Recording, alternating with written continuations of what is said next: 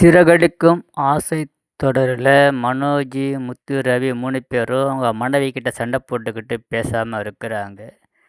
சாப்பிட்டுக்கிட்டு இருக்கும்போது இதை பற்றி அண்ணாமலை கிட்ட பேச்சு கொடுக்குறாங்க. நான் சாப்பிட தான் உட்காந்துருக்கிறேன், உங்கள் விஷயத்தை நான் தலையிட மாட்டேன்னு சொல்லிட்டு போயிடுறாரு.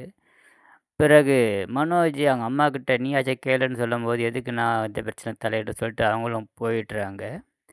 முத்துவோட பாட்டி ஊர்லேருந்து வராங்க.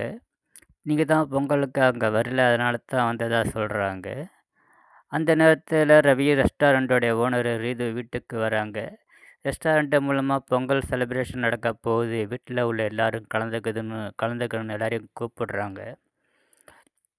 மீனாவை விசாரிக்கிறாங்க, யார் மீனான்னு கேட்டுட்டு வீட்டில் உள்ள எல்லாரையும் கூப்பிடுறாங்க.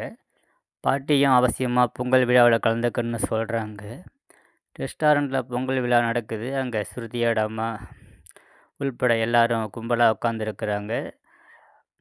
விஜயாவோட ஃப்ரெண்டு பார்வதி எல்லாரும் உட்காந்துருக்குறாங்க. விழா ஏற்பாடுகள்லாம் நடந்துக்கிட்டு இருக்கு.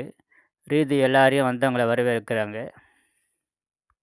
பாட்டி அண்ணாமலை கிட்ட நல்லா தான் ஏற்பாடு பண்ணியிருக்கிறாங்கன்னு சொல்கிறாங்க.